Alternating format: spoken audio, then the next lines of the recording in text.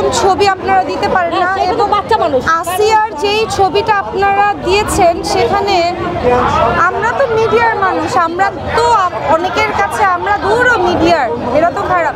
আসিয়া একটা বাচ্চা মেয়ে, তার ছবিটা আপনারা এরকমভাবে দিয়েছেন এবং সেই ছবির নিচেও এত নোংরা নোংরা কমেন্টস, নাউজুবিল্লাহ মিন যালিক। আপনারা কি বোঝেন একটা ছোট বাচ্চা মেয়ে কি নিয়ে আপনারা কোয়েশ্চেন করতেছেন?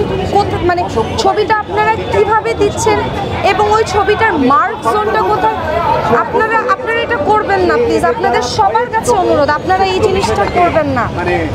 ওই যে আসিয়ার এর সাথে এই কাজগুলো করেছে তাদের ছবিগুলো কিন্তু আপনারা কেউ এরকমভাবে ভাইরাল করছেন না, তাদের ছবিগুলো আমরা এভাবে দেখতে পাচ্ছি। আসলে ফোকাসে যাকে হচ্ছে যে মিডিয়া যেটা দেখতে যাচ্ছে সেটা আমি বুঝতেছি, কিন্তু একটা মেয়ের বিষয় তো তার মা বাবারও খারাপ লাগছে, যেটা হয়ে গেছে মানুষ একটা ভুলার চেষ্টা করে, রিকভার করার চেষ্টা করে, কিন্তু বাচ্চাটার একটা জিনিস ওইটা কেন সবার ছবিগুলা না দেওয়া উচিত। মানুষ জানতে যে ভালো কথা, কিন্তু যতটুকু হোক এটা অ্যাভয়েড করা উচিত, একটা স্টিকার দিয়ে দেওয়া উচিত। আমাদের অধিকার আছে, বাট এগুলো দিয়ে দিলে ভবিষ্যতের জন্য তাদের জন্য ভালো হবে।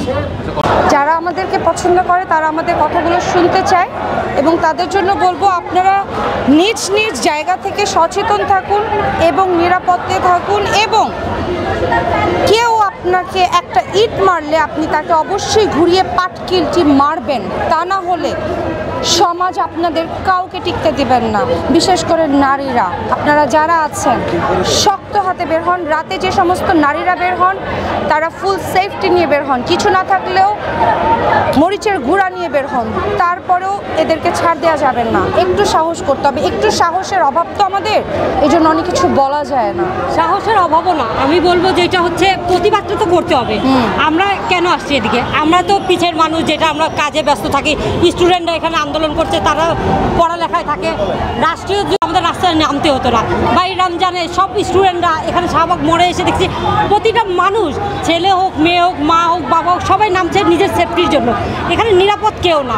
আমি সরকারের কাছে যারা দায়িত্বে আছে সবার কাছে রিকোয়েস্ট করব যে খুব তাড়াতাড়ি আমাদের নিরাপত্তার ব্যবস্থা করুন আপনারা, অ্যান্ড দেশটাকে স্বাধীনবদ্ধই রাখেন, আর দেশটা একটু শান্তশিষ্টভাবে চলাফেরা করুক, যেরকম ঈদ আমরা অনেক সুন্দরভাবে করতে পারি।